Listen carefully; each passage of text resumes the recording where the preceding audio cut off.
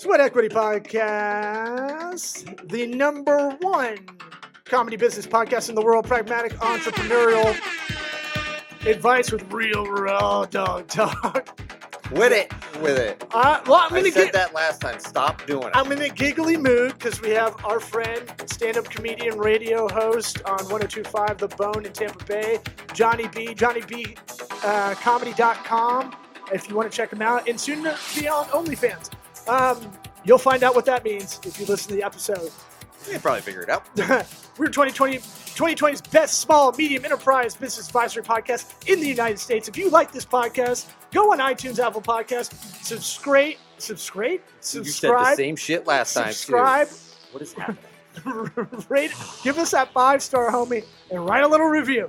That all helps the podcast. Spotify, Google Play, Apple Podcasts, Amazon, iHeartRadio, Google Podcasts. We're on everything. If we're not on, Stitcher. if we're not on it, let us know. We'll get on it.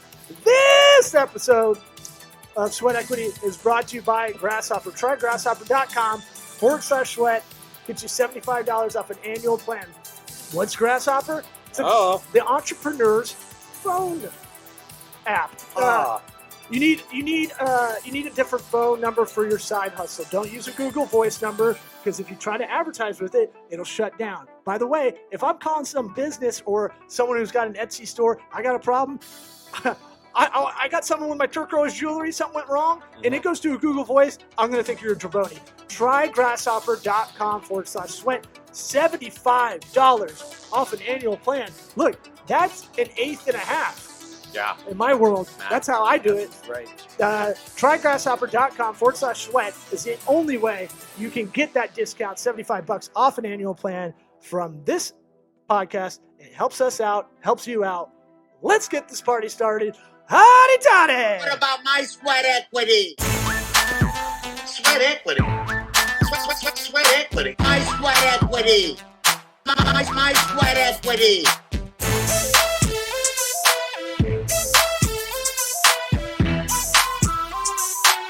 What about my sweat equity? I want to. All right, we're recording, but what are you using to get the bottom line scroll going? If for people that are listening, right? Johnny B's got this scroll like an ESPN ticker for his social. So I'm using a program called SparkoCam, and the reason being because I'm using a Canon M50 as my webcam. And if you know anything about, regular cameras, they after 30 minutes they'll stop. Like you can't just keep using them as a streaming camera or even to record video. It records 4K, but because of some tax law with camcorders and regular DLSRs, whatever, they have a setting where they'll turn off after 30 minutes. But with SparkoCam. It goes into the settings for you, the program, and it leaves it open to stream as a webcam. So now you have, a nice Canon M50, quality webcam. I just have the regular factory lens on it. If I had a better lens on it, it would really give that depth of field and blur the background and make it look super sexy like the YouTubers do and all that. But it's good enough for what I use it for. I go live on 102.5 The Bone. Wednesday nights I broadcast from my home studio, and during the pandemic when it was really locked down, I think I broadcasted from home 5 nights a week for about 4 months. So yeah. Throw your plugs audio version of them before we get into it. But I want more. I've got more AV questions about this. I didn't know that. Okay. It was the law that did it. Audio plugs, or just for the audio listeners. I'm saying, hey, audio. Well, people, it's better for you that you're not looking at me. We'll say that. So I disagree. The B in Johnny B stands for beautiful. Oh my God! People don't know that. Kiss ass. Dude. Yeah. Oh yeah. It also stands for bacon and bologna and big, all the other things. I mean, for a big fat middle-aged man, I guess I'm a bukkake all day long. Yeah. That's how we met. Yeah, we were the only two white guys. Why you here? I'm like, I don't know. I thought it was crab leg night. Craigslist ad. Yeah. Right. All right. So if you're in the Tampa Bay, social, yeah. If you're in the Tampa Bay area, you're on 102.5 FM, The Bone. which is now simulcasted. If you want to go on the website, right, and you can listen. Anybody can listen from anywhere. Well, yeah, we have the Bone app. So if you're into the applications on your phones and whatnot, it's iOS, Android, pretty much everything. Google Play, you can go search 102.5 The Bone, and the app's free, and you can stream any of the shows at your leisure. The replays are looping 24 hours a day. There's also the clip of the day. You can also hear the Johnny B Show clip of the day as a podcast. They're about 15 minutes long. If you subscribe on any podcast platform, just search Johnny B Show clip of the day. Boom, there you go. You'll get 15 minutes of hijinks with me and old William Kuntz, my co-host / only producer / only person on my show, because I'm nighttime radio and we have the budget of pretty much a homeless trailer person. So I have just me and one other guy on the show. I got questions about that grind. JohnnyBcomedy.com is that is my Twitter. And JohnnyBcomedy.com is a website where you can get everything. You go there and you get, you can get the links to Instagram, Johnny B Tampa, TikTok, Johnny B Tampa, OnlyFans, all that stuff. Yeah. Right. All that good dude, stuff. I'm gonna get one. I'm gonna kill it, dude. I'm teasing, but I'm going. Like, I've been talking about this for years, and I am there now. I am ready. I should have done it at the beginning of the lockdown, but I am ready to just take off my clothes and start smashing Publix cakes on my belly. Yeah. I'm done. I have fart no into more the pride. cakes, all that. Whatever they want, man. I'm sick of it. You know what I mean? There is an audience for me somewhere on some South Pacific island that would give me $30 a month to watch me do the sick crap that I want to do. And I'm tired of the struggle. It's time, Tell you what, you're doing it anyways, you're doing it, but just not recording it, right? Get paid for it. Get paid for it. Dude, I just poured shrimp pasta all over my face for nobody but me. I know. Jerk off. Good choice in shrimp on that one. Thank you. But yeah, the only what we'll say is if you actually do it, go Aaron Carter style. Do you know what he was doing? No, please tell. Tampa's own celebrity. Brother of Nick Carter, solo artist. Fans. Apparently he was on OnlyFans or Fans Only. I always mess that up. Definitely OnlyFans. OnlyFans, and I guess Fans Only is for ceiling fans. And I wonder if they're getting a lot of traffic. Dan's Fan City. they're getting a lot of ceiling fan as he would do a song. Times are tough. Look on everybody. But he was doing a song, and then apparently he'd jerk off on there. Yeah. During the song? I mean, I only watched it 5 times, but it was after the song. No, the song first. Act 2. The song is the opener. If he was only doing Backstreet Boys songs while he did it, would be even better. Oh, you know what I mean? I don't know if there's copyright thing like YouTube. My mind is exploding with possibilities of jokes from Backstreet Boys songs. Yeah. They're back. I want you back. Back. Yeah. I can't even. My mind can't process it. Yeah, I heard that and I was like, wow. I was, COVID hurt everybody. A present company included. And when I heard that, I was like, it's not so bad. I'm not there. I'm close. I'm getting there. I haven't had a. You're edging. That's a different thing.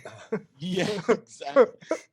I was working 2 jobs for the last 8 years doing nighttime radio, and I still had a day job as a poker dealer. I've done that for over 20 years, and stand-up comedy for 20 years. I do that on the weekends as much as possible. But I stopped the poker dealing at the first of the year, and so I've just been doing freelance voiceover work and things like that, and just grinding it. But I'm at the point now where the money is starting to it's getting lower and lower every month. It's like, okay, I'm not broke yet, but I can see broke. It's right there. If I want to get there, I can just reach right down and it's right there. So I'm joking around. And honestly, the OnlyFans thing, I was kidding around with a couple of girls that I know that are professional webcam girls. That's what they do. And I was kidding around. I said, yeah, I'm gonna start smashing cakes on my belly. And one of them called me an hour after the show. And she's like, are you serious about that? I can help you. And I said it was a joke. And she goes, Johnny, you'll make $250,000 a year. And I was like, okay. I was like, it doesn't matter. I was like, cakebelly.com would do that. And she's like, yeah, do it. And I was like, okay. And I laughed it off. That was like 2 years ago. But I've been thinking more and more about it. And here's the thing, fellas, you can block, like, tech, you can block like the US from even seeing it. I mean, if somebody really wants to see it, they could get on.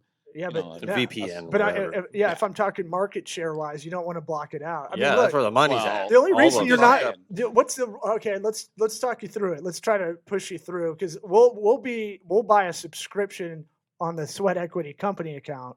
You're gonna be a sponsor? No, we'll yeah. We'll subscribe. I'll have a special sweat equity cake that I'll. Maybe we'll buy some ads through that. Maybe some product placement or something like that. Yeah. That wouldn't be bad. My titty. Yeah. But what's really stopping you from doing it is other than, I guess it's got to be other than pride.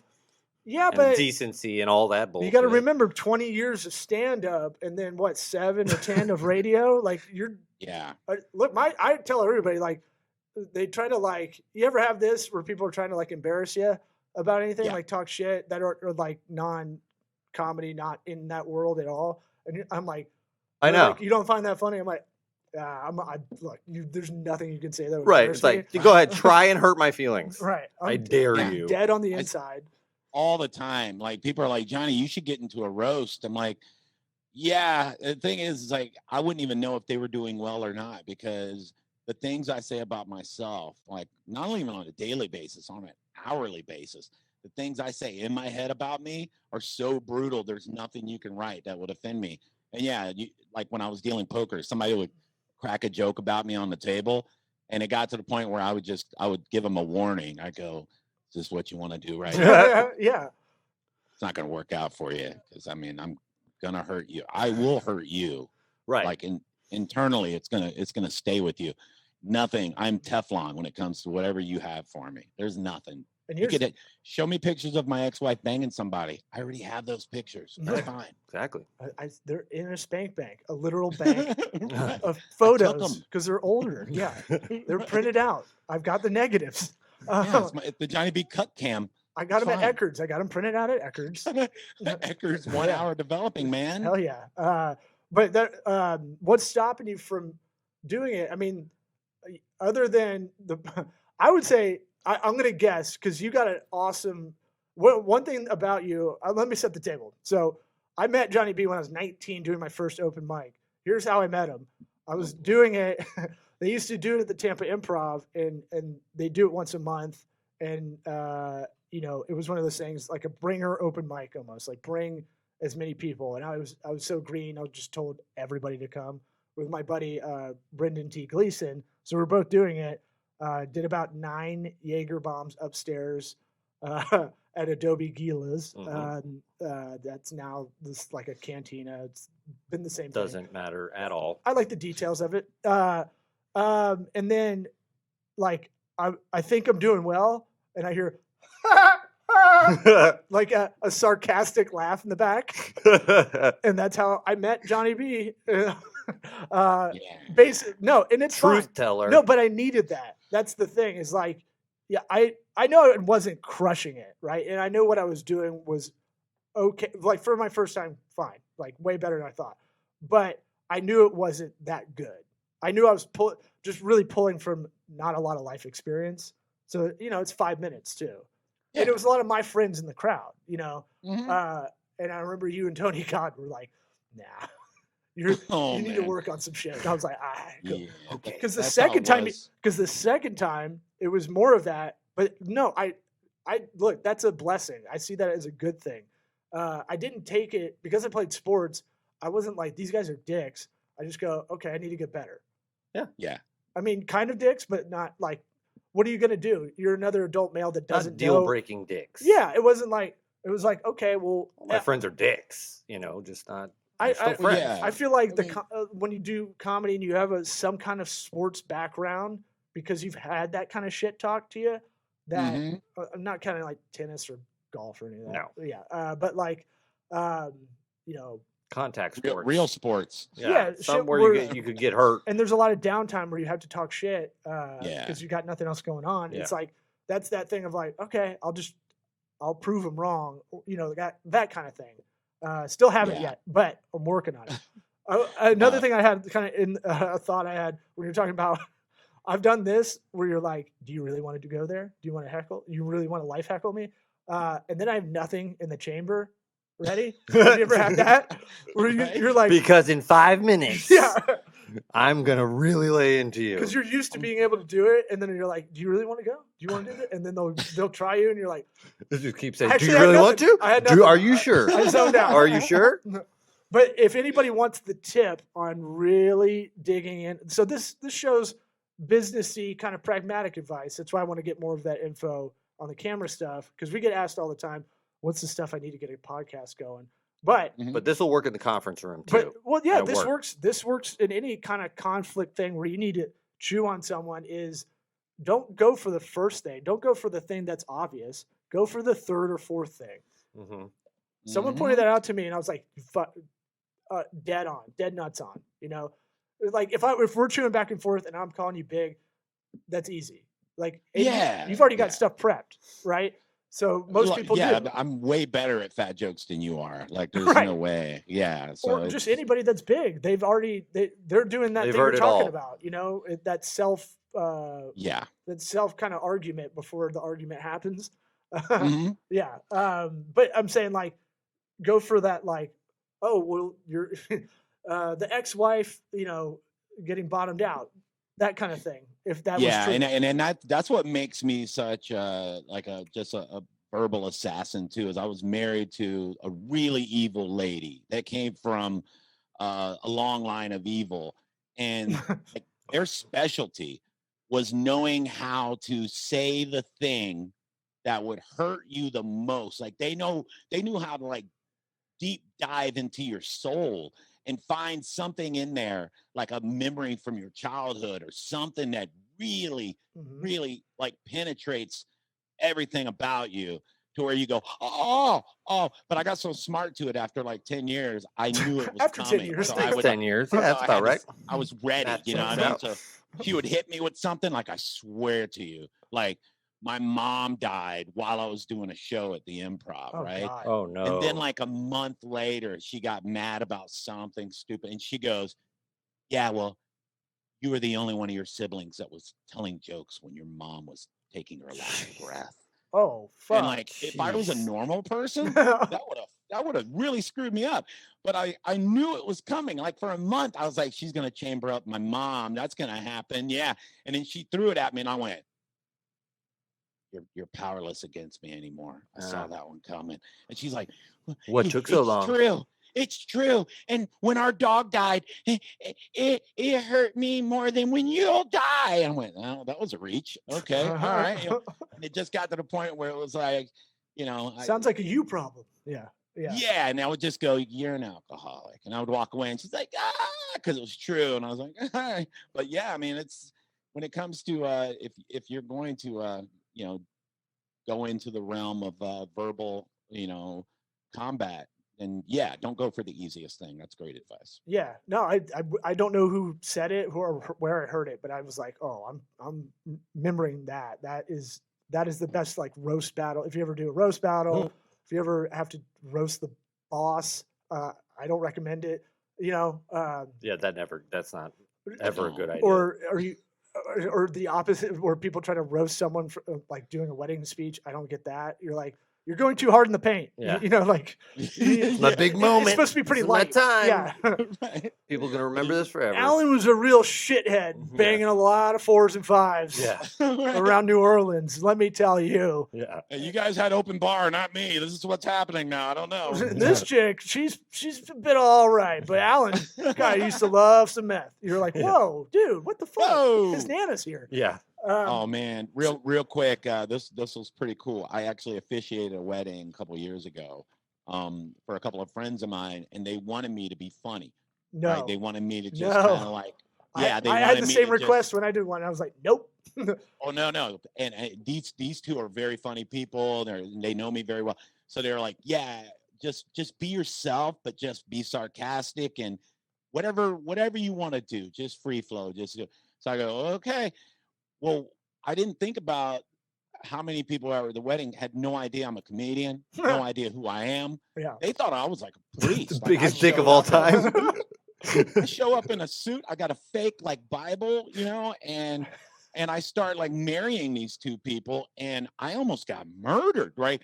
Because I just start off, and it's this beautiful setting, and it was like at this museum in Sarasota, where the Ringling Brothers Museum. No, it's where they have the manatees in a big aquarium. If you've ever been there, and one of them died, he like killed himself.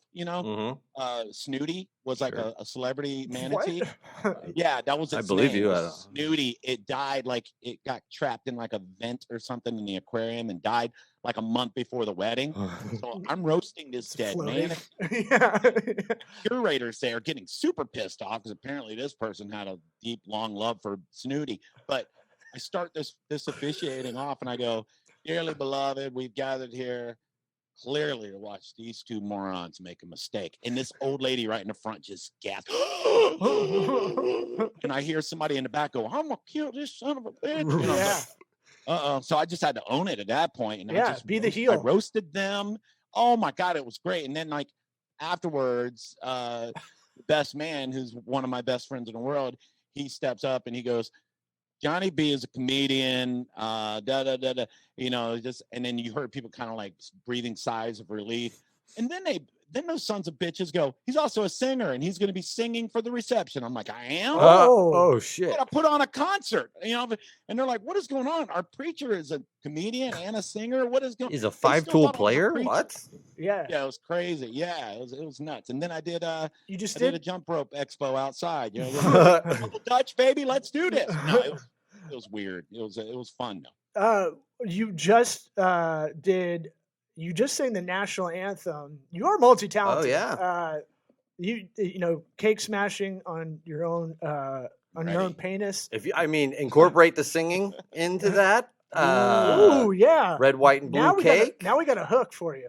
Okay. There you go. There's your angle. The national anthem's very controversial right now, too, in this day and age. Some people think it's horrible. So, I can really hit so many levels of emotion. Yeah. I don't like it. I like it. Yeah. So you tell us about that experience, because that's one of those things. I'm sure if you got paid, it wasn't much. I'm sure. I didn't get paid at all. But it's one of those things where I like when you get those things in life where you're like, this kind of frightens me to do it. I'm going to do it because it frightens me. I'm sure that was kind of what's up with that. I know you've sung at a few other things, but this is for people not in the Tampa Bay area, it's where the Bucks play. It was for Monster Jam. Monster Jam. I did all 3 days. I thought they wanted me to sing it once, and then I show up it was a Friday, Saturday, Sunday event, and what happened was they called like promotions at the radio station, the company I work for, and they were like, "We're looking for a singer for the national anthem."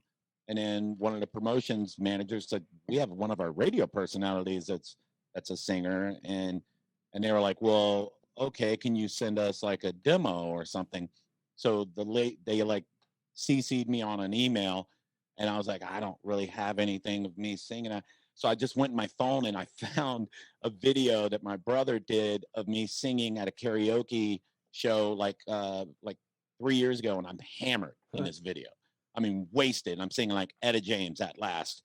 And, even though I'm wasted, sounded pretty good, So I just forward her this email, and you can hear people in the background just like cussing and everything else. It's crazy, and then she immediately sends it back. She goes, "You're in, be there Friday night." So when I showed up, they were like, "All right, cool. So you're good with doing it Saturday and Sunday too?" I'm like, "Yeah, sure." Yeah. But yeah, it was one of those bucket list type of things, because I've sang the national anthem at like high school baseball tournaments and smaller venues and things. And I always thought, like, how cool would it be to do it at like Raymond James Stadium, like Whitney Houston, and it was that was so. Well, that was the sombrero. That was a different one. yeah. You know, We were gonna Well, it was correct Tampa 25. Stadium. I know. Now it's a It was parking the lot. old sombrero. Yeah. And she's Anyway, dead too. Yeah. And she's dead. Yeah. and I'm basically there. Yeah. Yeah, dude, I wanted to find the red, white, and blue tracksuit that she had. It's the same and one. The headband, Yeah. you know, and lip sync. I'm sure Titus O'Neil, who's standing next to you, would have found that respectful. My God. Well, the first night, Friday, the biggest black man of all time. Dude, I get there Friday when I'm singing it. There's another very handsome black gentleman standing next to the stage with a lovely lady, and he has a mask on. Everybody has a mask on, you know, and I'm like, he looks so familiar, but I can't tell with the mask on who he is. You know, he's about 6'2", well-built man. Derek Brooks. No, I don't know. No, I would have known. I would have known. Yeah. But I say to one of the promotions managers or whatever, I said, who's the guy standing next to the stage? He goes, oh, that's Carlton Davis III. And I went, oh. So, you know, I mean, I'm one of the biggest Bucks fans in the history of the world. So War Eagle too. Yeah. Yes, great. exactly, baby. There. Yeah. You saw we drafted another War Eagle. I saw now, too. KJ Britt. Yeah. Yeah. Anyway, so well, technically he's a tiger because that stupid shit War Eagle is just a saying. It's not even like a mascot. No, You're Auburn weird. Tigers, but you say War Eagle. We have three mascots, guys. 3 mascots. What's the third one? Plainsman. Yeah. I'm not even gonna. And Alabama just has an elephant that's on its period. I have no idea what's going on. And the Crimson Tide, so they got 2 too. That's what I'm saying. Yeah. I don't get it.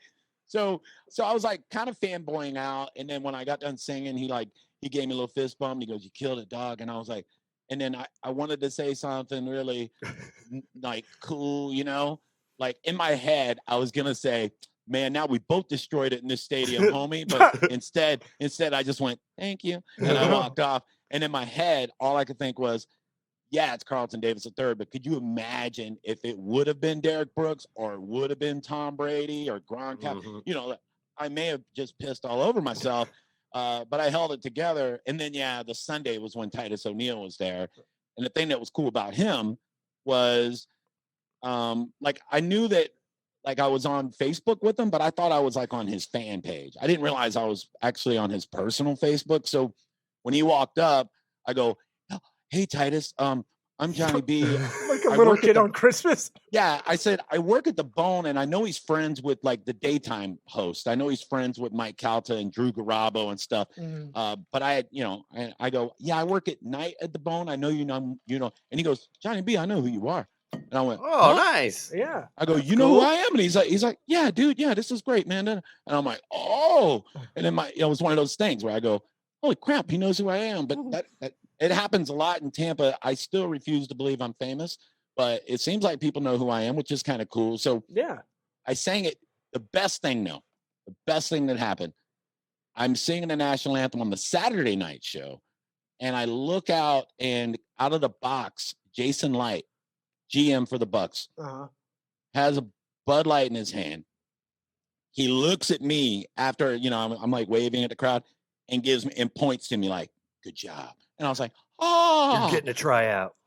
Dude, seriously, that's one of the things I want to do now. I want to sing the national anthem at the Bucks game. You could make it happen. I mean, well, I just got informed yesterday it's going to happen. The Rowdies want me to come sing it. Yeah, nice. And I believe I'm going to be doing it for the Rays, but the Rays aren't allowing people to sing in person. They're doing the video like you sing in your video. What? And they'll do me. I know, because I'd really like some free tickets. I mean, this joke's been done a lot in this area, but there's not going to be a lot of people at the stands. Attendance was unaffected by COVID. Yeah, we were already COVID.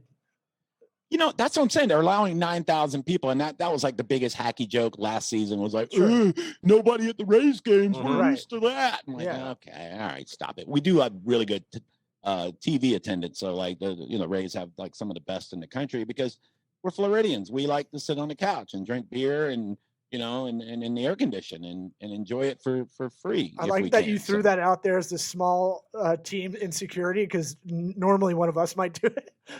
We're like, hey, Yeah. TV market's still pretty good, all right? Like we got real fans, I swear. It's just traffic sucks to get to a game at 7. What are you gonna do? Yeah. I mean, it's true. I mean, and the experience is bad. That is dumb, though. What? They're not letting the guy who's singing the national anthem into the game, but they got 9,000 fans. Yeah.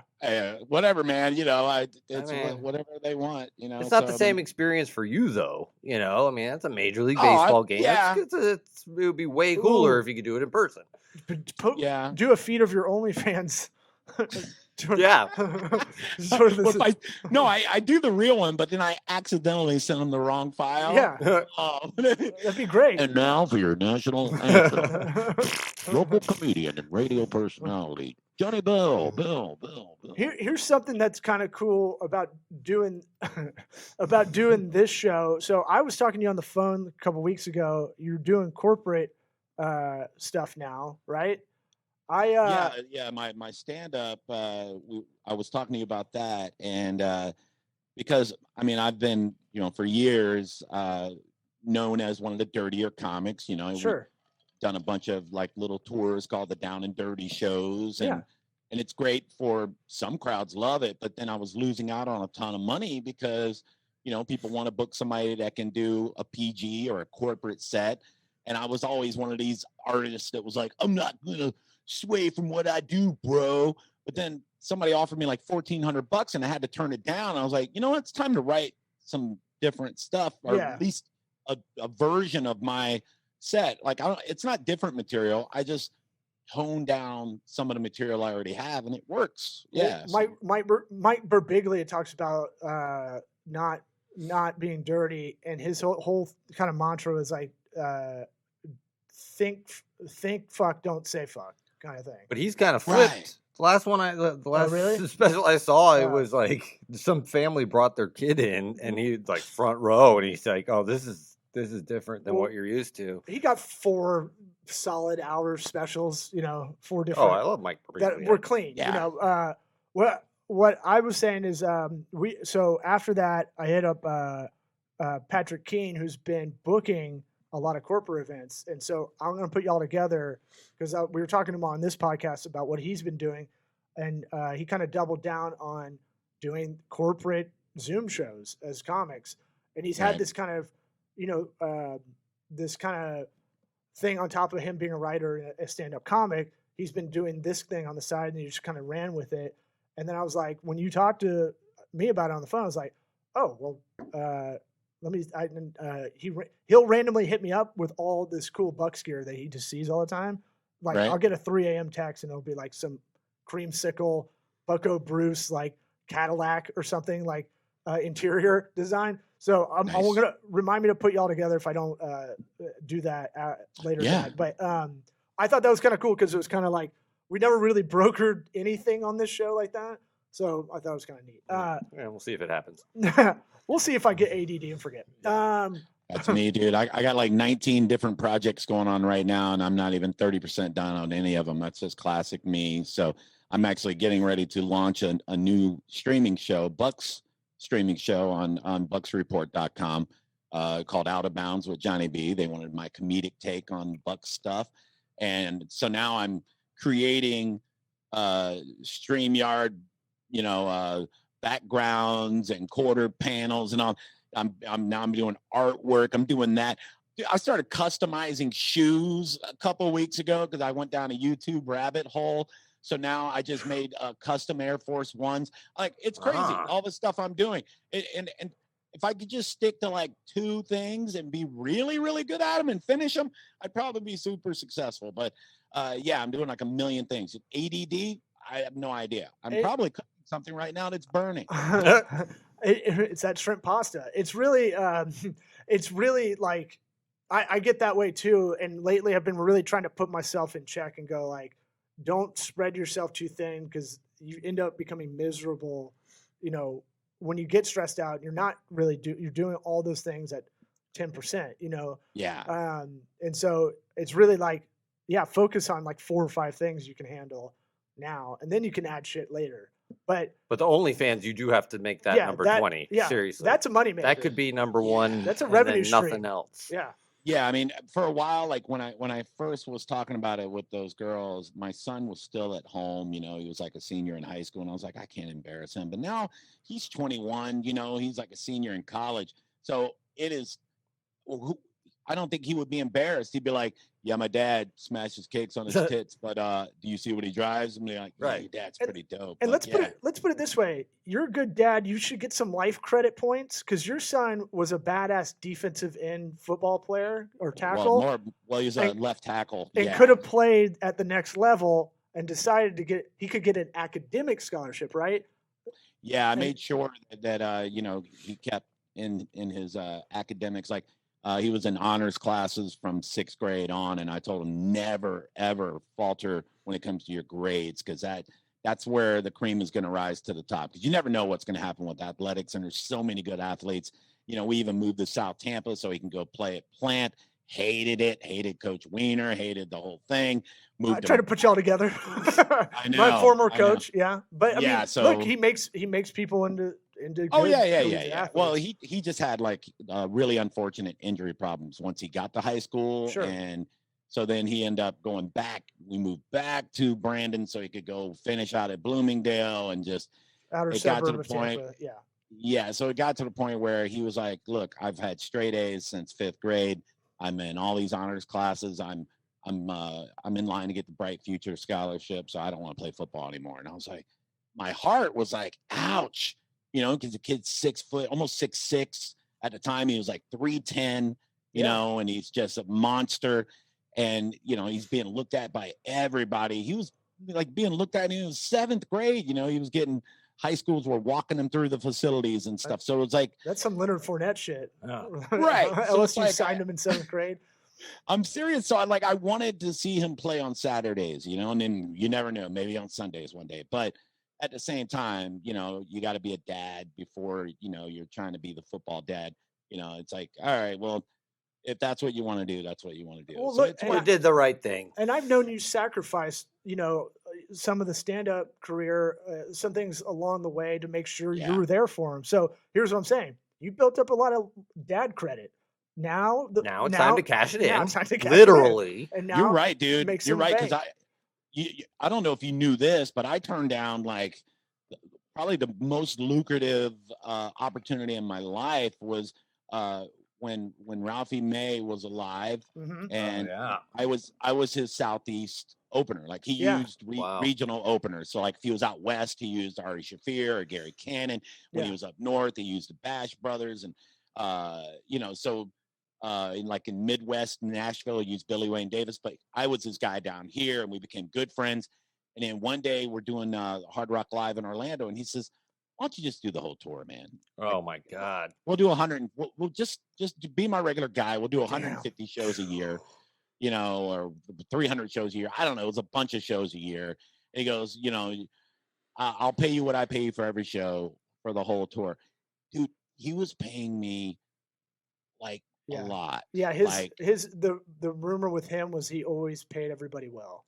Like, unbelievably well. Right. Like unheard of, like, I want to say he gave me money one time, and he wasn't even on the show. Just for being there. He was watching Bert's show, and I was opening for Bert, and he was just hanging out. Dude, hanging out. I think he gave me a tip. Yeah, he's one of the few people, like Lonnie Love. There's like a handful of people that have given me a tip for being like the opener or guest set, and it's like it's such a badass move because he gets it, you know.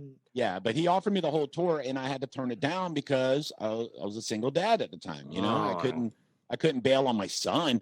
So he said to me, he says, that's okay, baby. I appreciate that.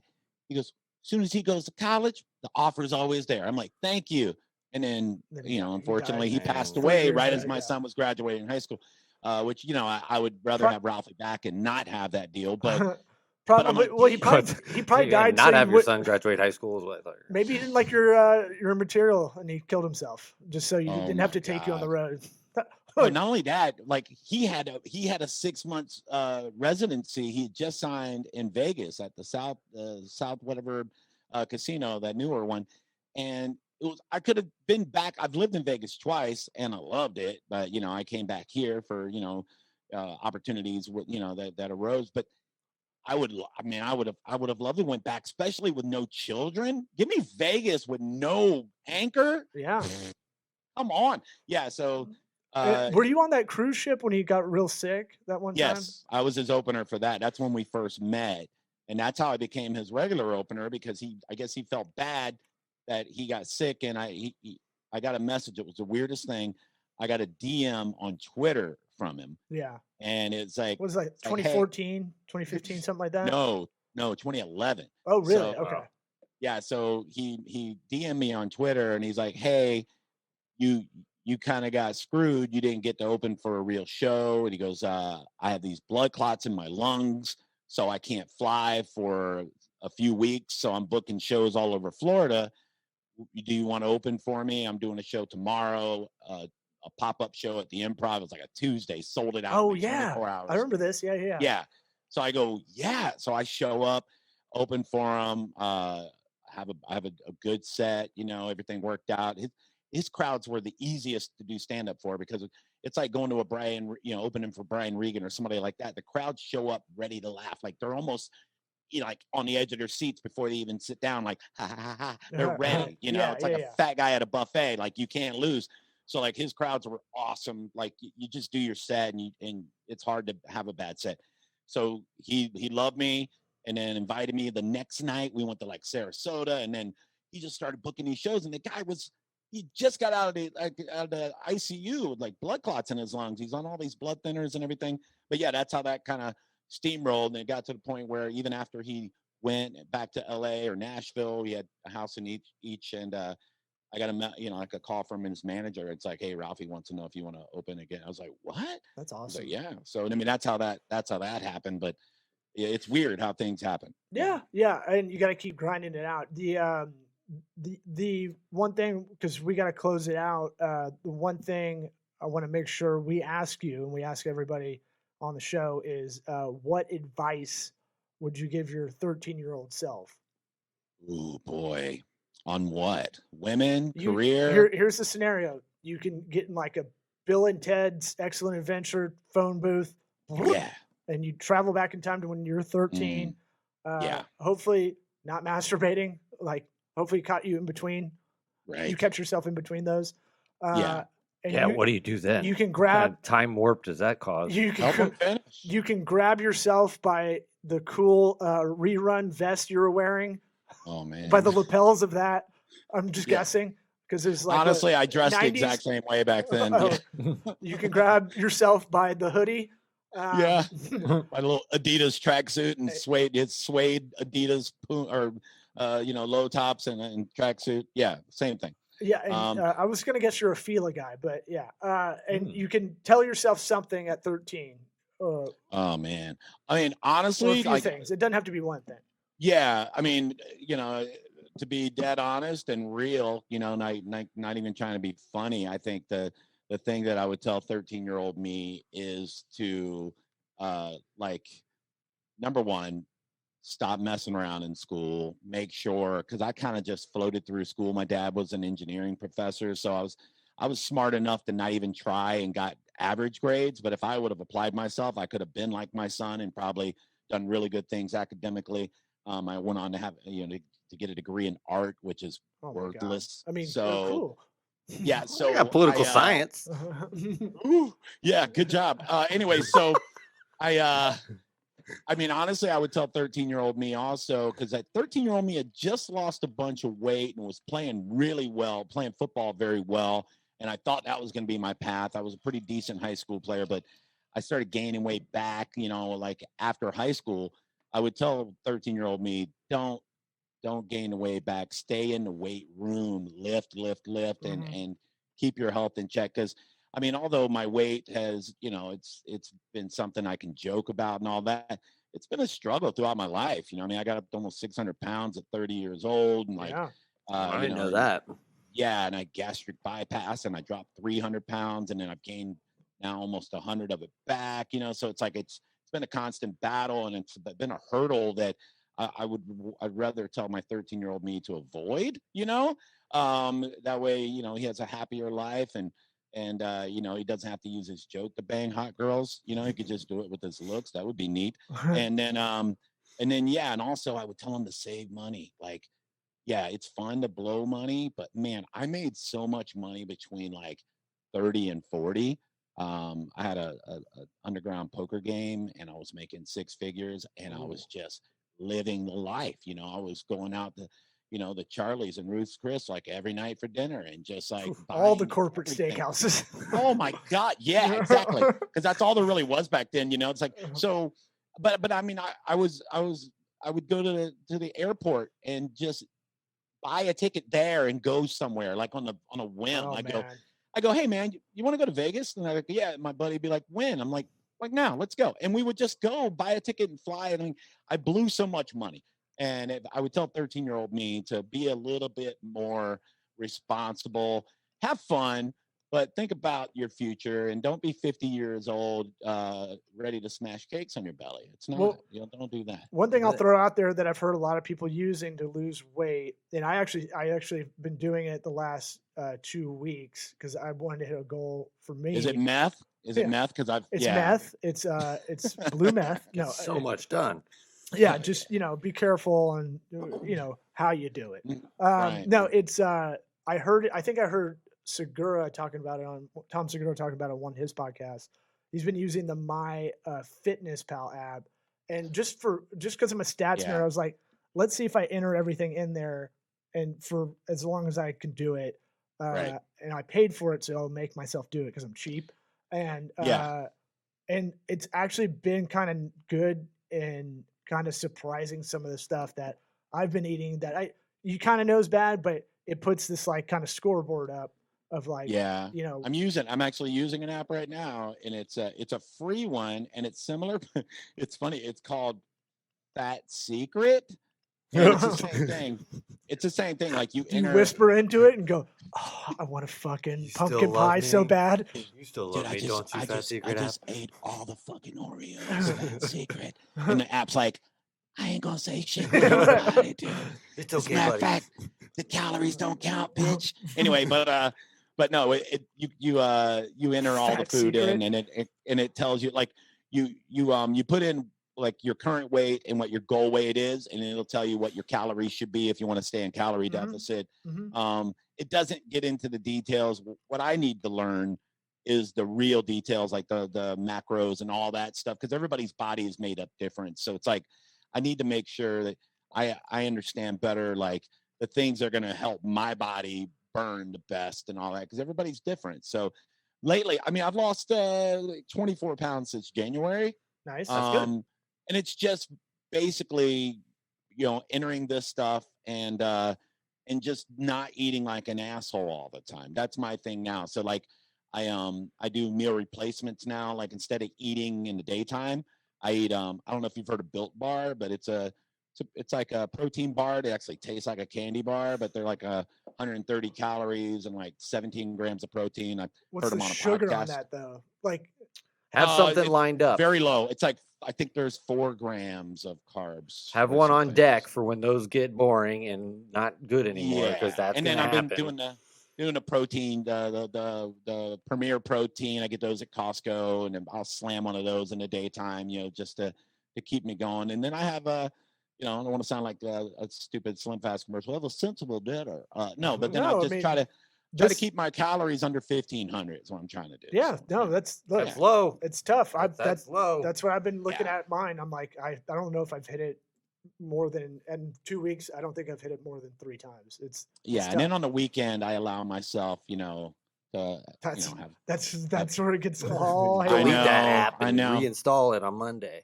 Yeah, because in my head, I'm like, you gotta live a little bit. You're doing a show, and there's an open, they give you free beer at these shows. The booze is the toughest for me. Drink them, fatty. Yeah. I was drinking Mick Ultra at a gig a couple of weeks ago because I'm like, they're only 100 calories. I drank like 11 of them. I didn't have a buzz. I'm like, I could have just drank water. This is stupid. Yeah, he's got me on the go more booze than beer. That's helped a little bit.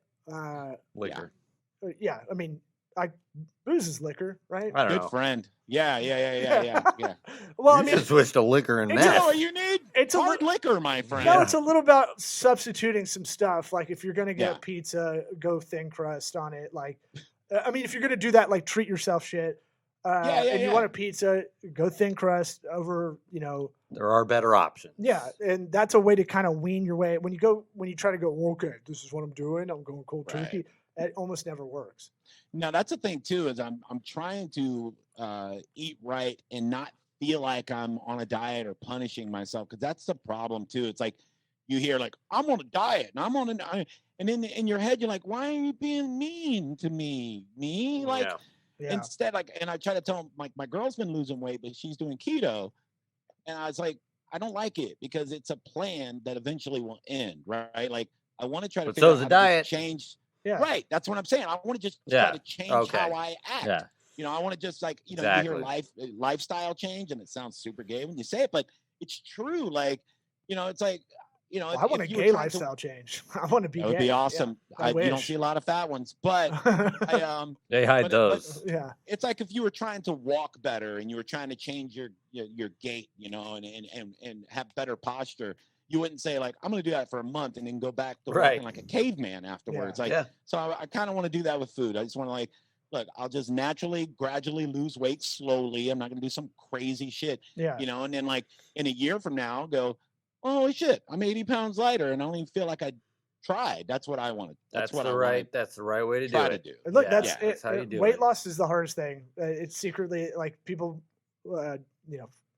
joke about it a lot, but it's like, you got to eat. And like, especially like if you've been kind of rewarding yourself, or when you get stressed, go fuck it and eat whatever. That's the issue. The moment of weakness is really the issue, Yeah, you get crazy. Like if you starve yourself, if I starve myself for like a week, then I'm going to lose my mind and just drink a bottle of ranch dressing. Then what did we do? What did we just do? Get yoked. Your leg power's got to be out of this world. You've been carrying around all that weight, dude. I bet your calves are huge. Yeah, well, like Samoan.